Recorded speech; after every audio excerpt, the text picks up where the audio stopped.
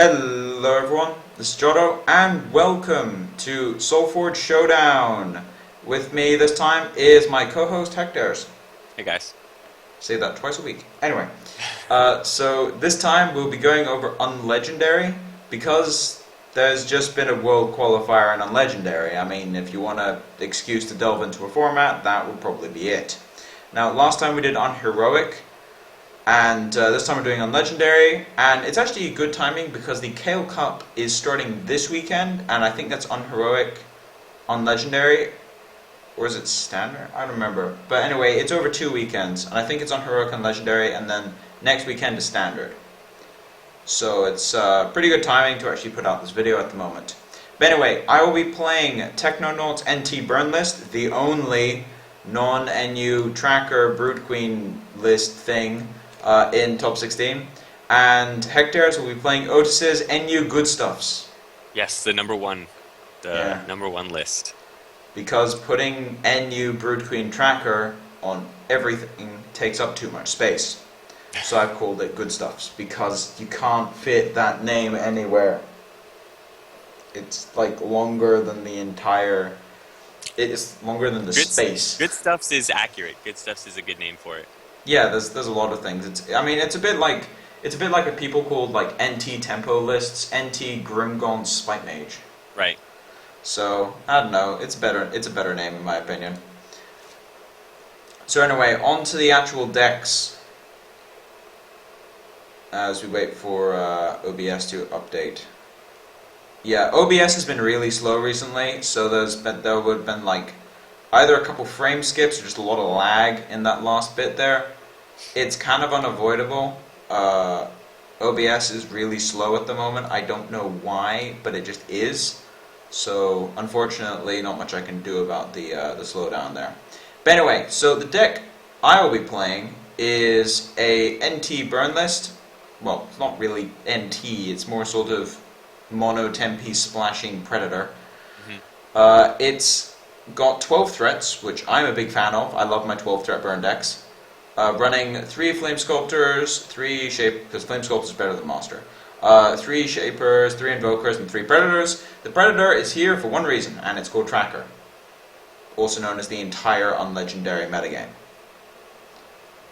So it turns out Predator is just absolutely crazy right now against that particular deck. Besides that, pretty standard suite of burn, 3 obs of all of them, which is interesting.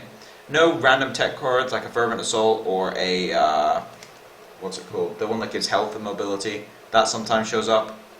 So, nothing of that particular kind showing up here.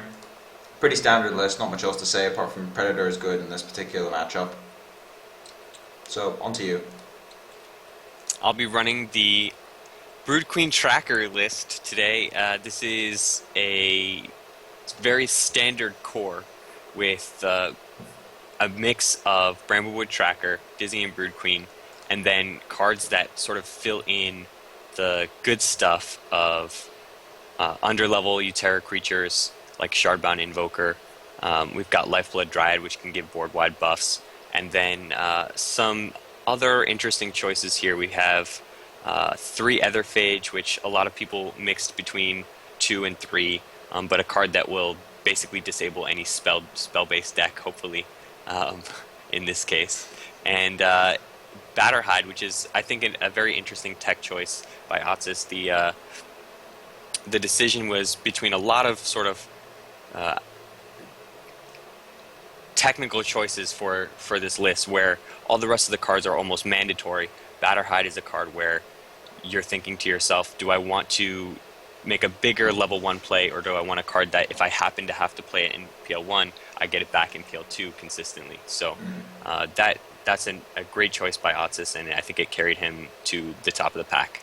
It does mean you have 12 cards that you're actually happy to level, and then another 3 which are not unhappy to level, which is Tracker, Batterhide, Brood Queen, Weird Patriarch, and then you're not that bad if you're leveling Aetherphages, because they're pretty big on the body side of things. Even Lifeblood Dryad, a lot of the time you'll be able to trigger it in PL1 and then still be in a board state in PL2 where you get to trigger it again. So a +3 across the board it doesn't hurt. You have to say that. Yep, that's true. It does not hurt. Um, the other thing I noticed, by the way, about this list was 3 Shimmer Fangs. Yes, another very interesting choice. So a lot of people went for Lotus as a recovery card. Shimmerfang Serpent is a great underlevel recovery card because it can frequently just finish off the L2. Sometimes be if it gets played against the L1, stick around on the board afterward and basically be that same Brood Queen token that used to come into the deck for free before the Brood Queen nerf. Yeah, that's one way of putting it. So anyway, unless anything else to No, talk about, or if we just move on to the games. sounds good. Alright, so I'm going to accept one of these many, many challenges that Hecht has laid out for me here so we can rapid fire these. Go down through all the tracker lists. There's a lot of tracker lists. I have 1,000,001 tracker lists. Alright. Oh, Skype is deciding, you know what, I'm going to make a cameo at the bottom there. Yeah, we are using Skype here. Now, this is really awkward because I have 3 threats in my hand right now. I'm going to level Invoker, Priority, and there could be zombies, so I'll actually... There could be zombies and there's technically Battletech, so I'll put it in the middle. I also had a Predator I wanted to level there, however having 2 Invokers in my hand kind of forces me into playing one of them. Looking at the Flamebreak Invoker, that pretty much gives away most of the cards in the deck, although it could be more Aloyan focused, it could be Mono T. Those are sort of the flavors that were very popular. And the Necrium Splash is known now, but probably before the tournament wasn't super popular. We talked about it on lane 6. Mm-hmm. That's something we can talk about. It's something that if I'm making a decision, I have to consider it could be paired, but it's probably not Utera, and realistically, I'm not worried about too much other than spells to follow this up. So, meanwhile, my hand doesn't really support me playing anything except for Etherphage and Patriarch. If I play Lifeblood Dried with this board state, I think it puts me a little bit behind. I'm going to go for the block. It's not necessary. I can come up with 6 attack next turn, but I think this will be a solid choice. Let's see, Conflagrate or Burnout. That's a tough choice for me. I was about to say, like, you could just take the Burnout, but now that I think about it, Conflagrate may be better. The interesting thing here is if I take the Conflagrate Burnout, if you choose to play Burnout, it is it disappears from your deck. Yeah, that's true. So I think Conflagrate is the pick here. I'm just playing 2. Okay. So playing in 2 is actually really irritating for me here. So what I'm going to do is I'll play Predator in front of it. Because what I'm thinking of at the moment is I know most tracker lists, and most of them have absolutely 0 ways of actually pumping something by 1. Weirdly enough. So I'll leave the Predator there, and I could have played a Shaper, but I'm playing Invoker, 1 because it's way better in this matchup. Because there's no Cinder Bounce in this list, which means that Shapers trigger off the same things. But the other reason is that I can just play a spell and kill off that Aetherphage with a Predator on the board for free. Which would be very annoying. I'm going to play away from the Predator here. And if he grows it, that's fine. I'll be able to take it out next turn, I believe. Okay. Well, most likely, yeah. Alright. So I'm definitely playing Flame Sculptor here, and I want to play it in a position where I can kill the Batterhind. So what I think I do here is I move the Predator over, and I can Conflagrate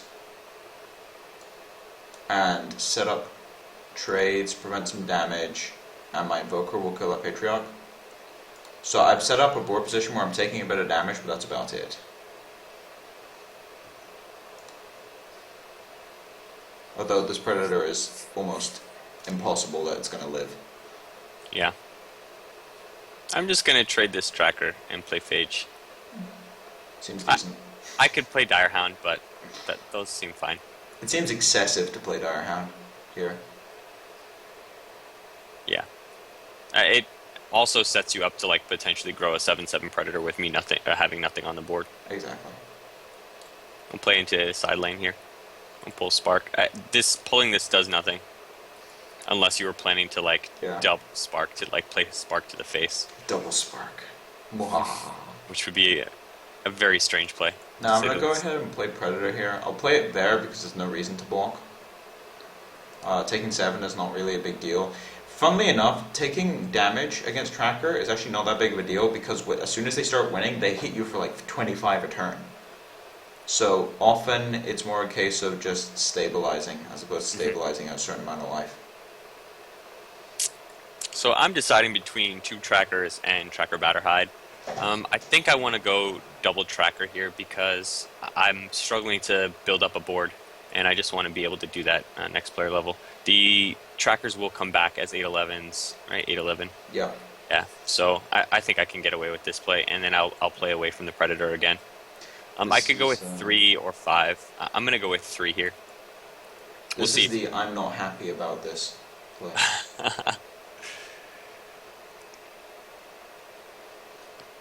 Alright, so I have a Flame Sculptor to go there. Now I also have a Spark and a Static Shock.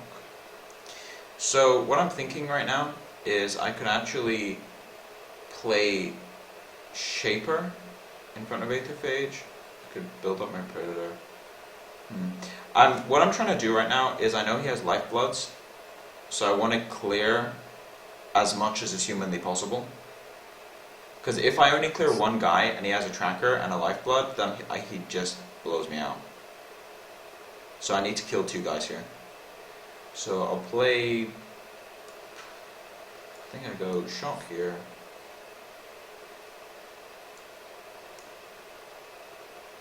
And then, it's kind of unfortunate how this works out. I can't quite kill it, but... For the sake of saving a Predator as a 7/7, it's just not worth it. He has 3 level Trackers in his deck. I do indeed. So I have one of them here, and I've got a Shardbound Invoker to go along with it, and I think I will use a Direhound in this board state. It's the best Tracker sort out. Yeah. I think I'll let this Flame Sculptor live. And just remove the Predator. Yeah, it's an interesting board state here. I could also grow Invoker. That doesn't sound very good. It's kind of weird to figure out where the trigger goes here.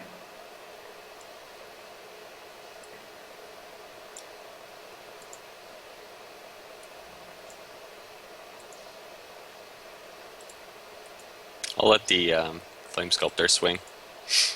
And if you want to clear something with Predator, you're gonna have a Predator that's sort of blocked in a little bit. That was weird. Alright. Okay. So I have a Conflagrate here. So what I can do is I can play Invoker, I can Conflagrate. I can't kill that Tracker, and I think keeping the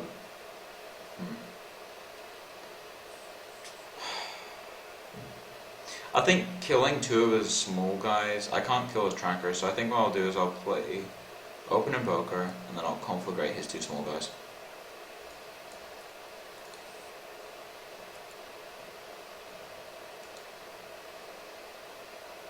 And then swing for 10.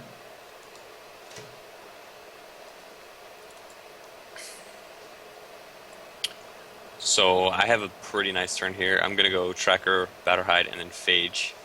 And I'm deciding whether to clear Invoker, and I think I'll just ignore it for the turn and then try to grow a bigger board next turn.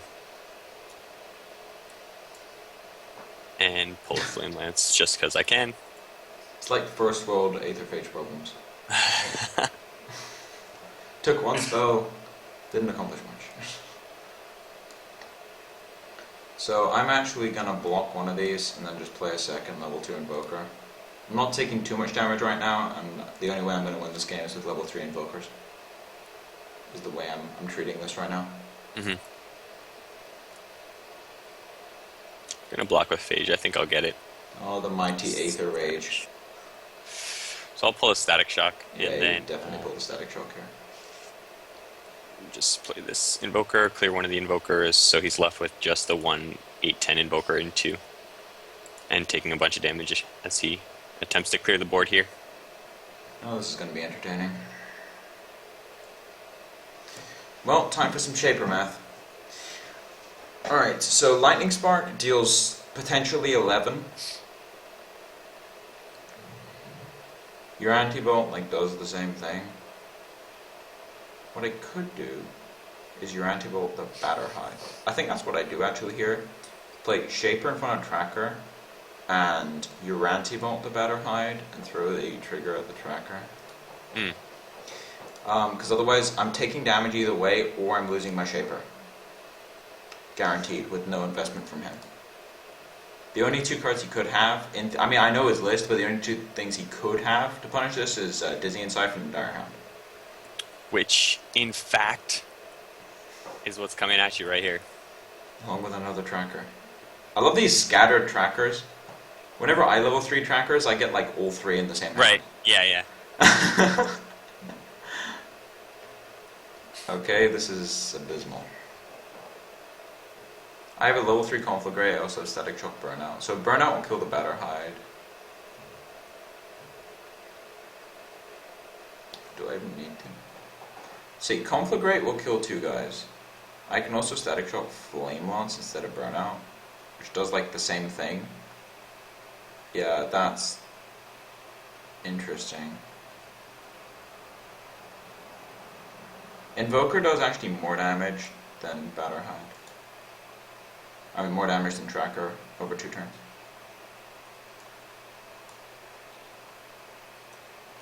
Okay, that was an awkward turn. All spells. Yeah. Oh, you cleared things for my board? You just made more space for my new creatures. This is the weird thing about Tracker, is you feel unhappy when you draw them when you're winning. Yeah. Because they don't do anything when you're winning. Oh, this is the I'm probably dead hand. That's almost lethal. Oh, Predator. Well, I can randomly throw some Static Shocks at things. Burn down the Batter Hide a bit. That sounds like one of the limitations of the deck is if you get your, awesome spell chain and you don't have a Flamebreak Invoker on board, all the value sort of is limited. I think missing both of my level 2 Predators hurt me a lot this game. Yeah. Yeah, I've got all level 1s, so this game's over. I think it is already over. Yeah, I think you just have straight lethal. And I had Roar and Invoker in hand, so there was a little bit more damage coming down. Jeez. But yeah, the first game was just why is Tracker good? Get 3 Trackers, and then you find out. Yeah.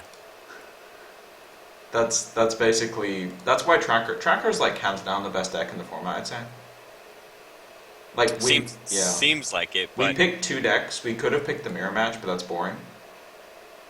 So we picked Technos, and I took Technos' list because I have more experience playing Burn. So this time I'm on the play, and I have an Etherphage in hand. The question is, do I consider this a best 2 of 3 and remember that you're on? I don't think, even if it was best 2 out of 3, I would not play Aetherphage. Because Aetherphage hits almost all the spells under-leveled. Mm-hmm. Yeah, all that would do is give me a little bit of extra information about your hand. So if I didn't know the matchup, Etherphage is a possibility, but especially given that the strength of this deck is its consistent creatures, I'm going to lead off with Batter Hide. Yeah. You don't know what other cards you're going to draw in PL1. Maybe Batter Hide. Maybe you draw 3 Batter Hides, and those are the only 3 consistent creatures you draw. Bolt. Yep. It feels kind of weird having 3 bolts in this list. I don't know, maybe I'm just too used to only running like 1 or 2. So, what can I do here? I'm tempted to Direhound, but I don't really want to, so I think I'll pass on that idea, and I think I'm considering a couple things. I'm considering BQ and Patriarch, and then BQ, or then Patriarch and Serpent. I think BQ is a little bit weak in this matchup, but given that you've leveled a Predator, I sort of want one. So I'm going to go with Brood Queen, and then I'm going to overwrite the token instead of playing it in range. There we go.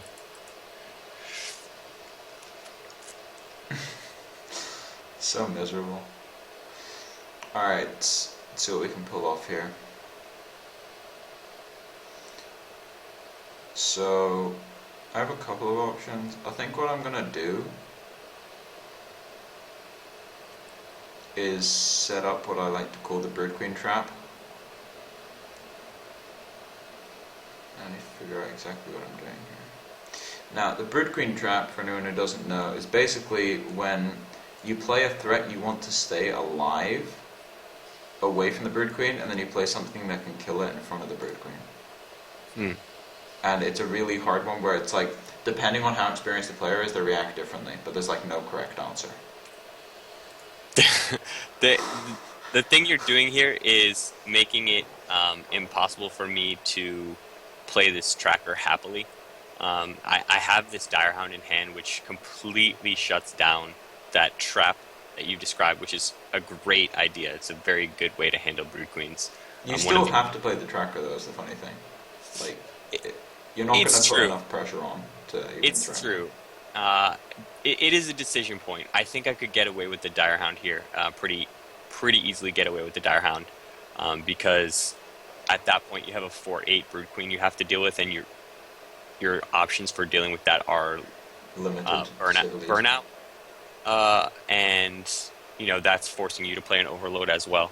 But at that point you'd be ignoring the other Brood Queen, and I think I could snowball with a grow wise strategy from this point.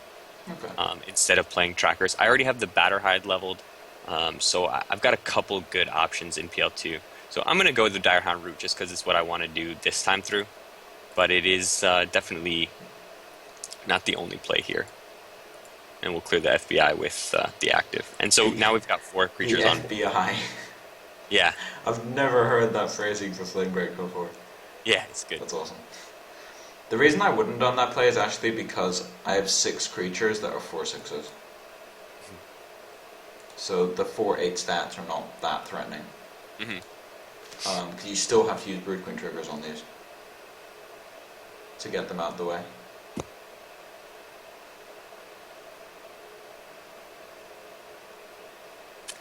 Yes. I can. Can't do that. Incoming Lifeblood Roar. I do have Roar. I have 2 Roars in hand, and that's not interesting to me. I would like a Lifeblood this turn. What I think I'll do, though, is play Batterhide Patriarch, and that will set me up to have another 4/8 Brood Queen, as well as... I don't even know if I want to do any kind of tricky activations. I could sack the Patriarch, clear the Savant in 2, and maybe I'll try that. And that doesn't do so much for me, but it does, I think, a little bit more than the other. Yeah, I think so. And we'll drop the Patriarch in 1. I think this game is going to be dependent entirely on 2.1. But I've got the double Batterhide, double Brood Queen. Like, I've got some good plays. I just don't have the tracker lines. Okay, so I have an Ashurian Flame Sculptor, which I really want to play. I'm going to skip the Predator here and actually just clear out some of this stuff. The way I'm proceeding this game at the moment is instead of trackers, he has Brood Queens. So if I get an Invoker with like a spell chain, I can wipe his board no matter what it is. That's kind of my policy at the moment. There are no trackers. One bird queen. What else have you got? Are you serious? Double BQ 2.1, no worries. BQ life. So I basically So taking a messed up. different approach than the last game, where I'm prioritizing Brood Queen because the board allowed me to. So now, what I can do here is I have 3 level 2s, which is always annoying, but I'm definitely playing the Flame Sculptor, so what I can do is I've got a trigger that I can use from a Flame Shaper. I think when both Predator and Shaper would die immediately no matter what, basically. They both allow me to kill an extra guy, so I think I want Shaper leveled. I mean, he's gonna have to sack like a lot of guys. He has to sack 2 guys to get rid of this board, which, if he doesn't have, like, he does not have trackers, so this could actually be really difficult for him to deal with.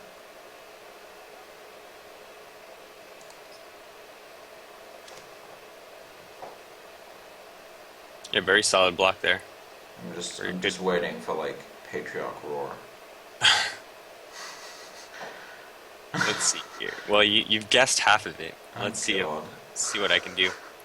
So I believe the play is play Patriarch, sack Patriarch, clear Savant, and then have everything in empty, or have the Batterhide 2 in an empty lane.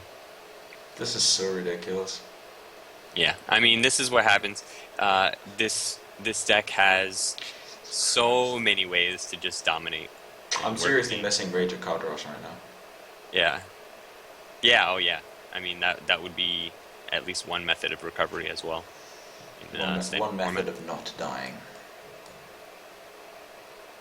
Instead, I have Predators and post-combat level 2 Uranti Bolts. And that's like the best play I had by far. Yeah. It wasn't even close. Oh, jeez. If he has another good hand here, I think I'm just dead.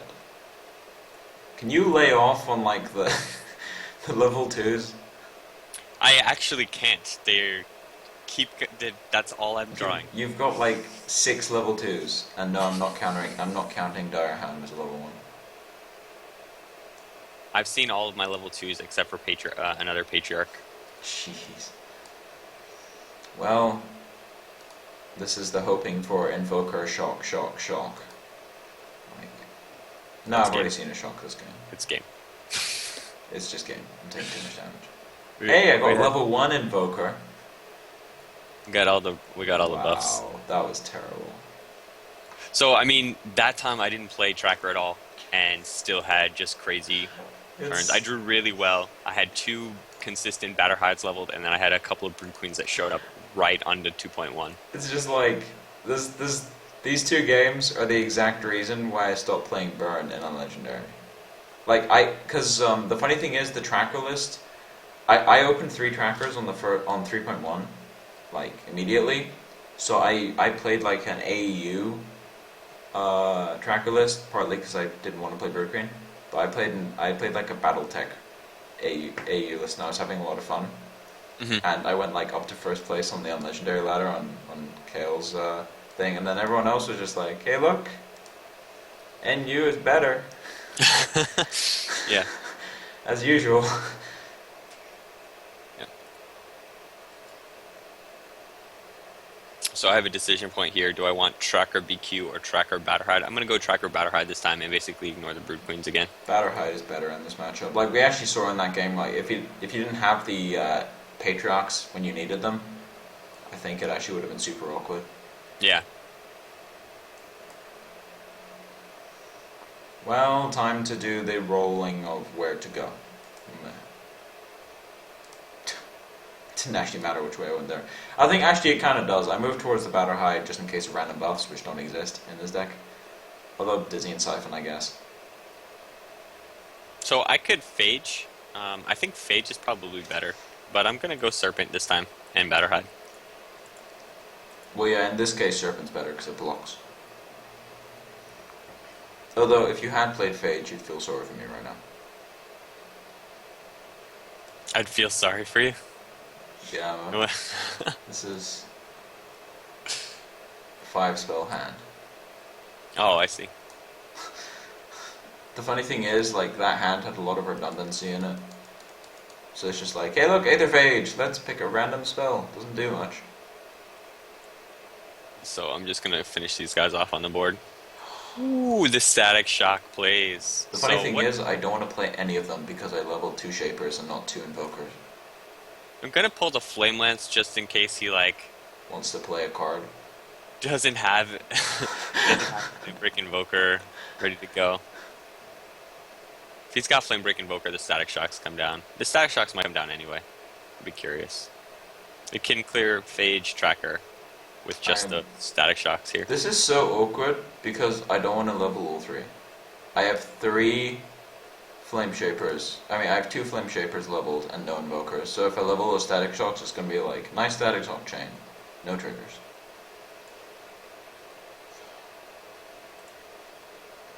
Is this entirely necessary? I mean, I could see this one turning around. I didn't get like my insane 2.1 here, so. Well, that's nice.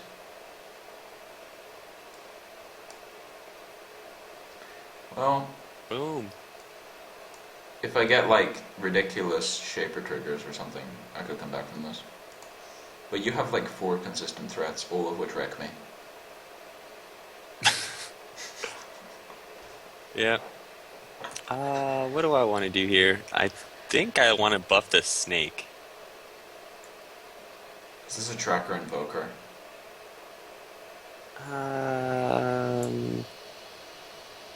What is this 7-2? Is this a Tracker Invoker, like, a second Tracker?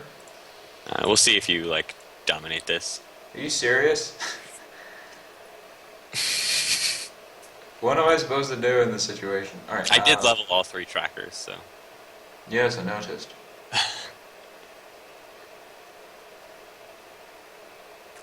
Well, Shimmerfang deals a bunch of damage, so I guess I'll put that there.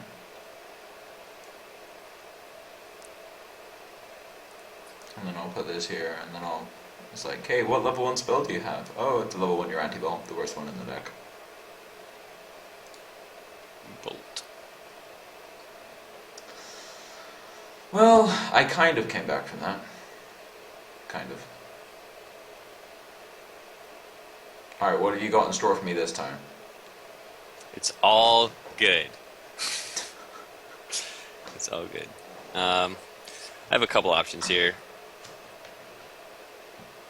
I think I like Tracker Patriarch Roar. It looks the best to me. I have also Batterhide and Aetherphage 2. Batterhide 2 and Aetherphage 2 that I passed both of those. Jeez. For yeah, so that's okay. It's a big board. Yeah, it's pretty large. Alright, so we have to actually like lose our Shaper here, I think.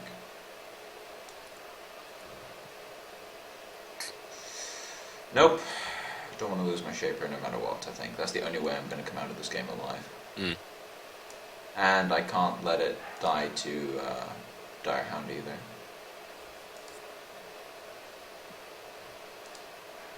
Alright, so he's gone through like every level 2 in the deck. I think. Almost. Or I've gotten that. What's coming for me here?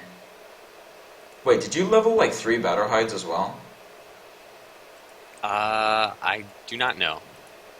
It's possible. Let's see how many I have. I've got 1, 2 in the deck, which I did pass, and then 1, 3, and then Okay, what's in hand here? 5 consistent creatures. Alright. I think I leveled the second one in PL2. I put down a PL1 Batterhide or L1 Batterhide in PL2. Well, let's attempt to slay the giant. That reduces it by that amount. So then I can send a trigger here, and then a trigger there, and a trigger here, and more triggers there. Nice.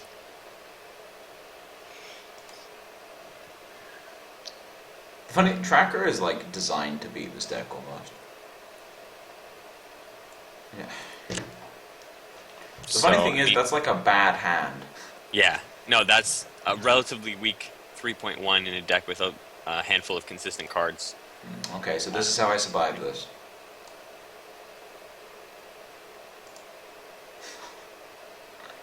Bolt. Bolt. Double level 3. So let's find out what's in hand with this. We've got a lovely selection of spells over here. Wow. I don't think it's gonna matter, but what would like prevent me from winning the game? I think you just take the shock because that's the only way I can play 3 spells. Or actually, maybe the Conflagrate? You don't Level have 2 any. Conflagrate. It's like if that's your hand, then I just want to take the most damage away possible. I think. So what I think I'm it's thinking of is like if you can take level 2 Conflagrate, yeah. or because there's a Predator on the board, if I have Static Shock, I can go Shock Burnout to kill the Aetherphage, And then move clear the over, Batter kill Hide. the Batterhide, Yeah. and then like spark the other Batterhide, and then I live. But then I can do it with Conflagrate as well, so it's like a pick your poison thing. I think I play Conflagrate Burnout, and then if you pull Conflagrate Burnout, and then if you go Static Shock Conflagrate Spark, like I deal with it.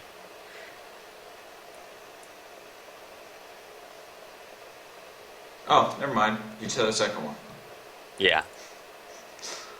I was like, you know what, I'm gonna try and theory craft this through, and then it's just like, But I don't no. think it actually mattered. I think I could have lived. Like I also had a Batterhide 2 there. If you had no buffs, I think I could have lived. You wouldn't have been able to survive me putting down another Batterhide 2. What's even stupider about this is I don't even think I can like block anything. Alright, let's do some like... Because what do you have? You have Conflagrate, you have Static Shock, Yeah, I don't have any creatures and Lightning to go Spark. along with, So you have 6, Sudoku. 11, 13. You had 13 total damage, plus the Predator Yeah, that plays. wouldn't have been enough. Nice self-spark for the end of the series So here. lose. That was miserable. Yeah, and we saw 3 different like basically major lines. None for of those games were Trackers. close, and they like... One of them was Trackers killing me, another one was Brood Queens killing me, Yeah. the third one was Batterhides killing me. And in particular, the Brood Queen game was a variance loss where I just drew exceptionally hot in 2.1 to 2.2. And it just... 2.3 actually. Yeah, to 2.3. And then like 2.4, sure, I have like all level 1s, but at that point the game was already over. You know, the funny thing is I'm usually on the other side of this matchup. Yeah. Because I like play Tracker constantly, but Yeah. that was miserable. That's not an experience I want to go through again. Yeah, and I think a lot of people are feeling that way. So it's the kind of thing where until there's another deck out there that's sort of known to be strong enough to hold its own, I think people are automatically defaulting to the Brood Queen Tracker list, especially seeing the results of this qualifier, or this... What was World it, Championship 15 out of 16? Yes, indeed. Stoneblade, why'd you break the Unlegendary format? It was actually good.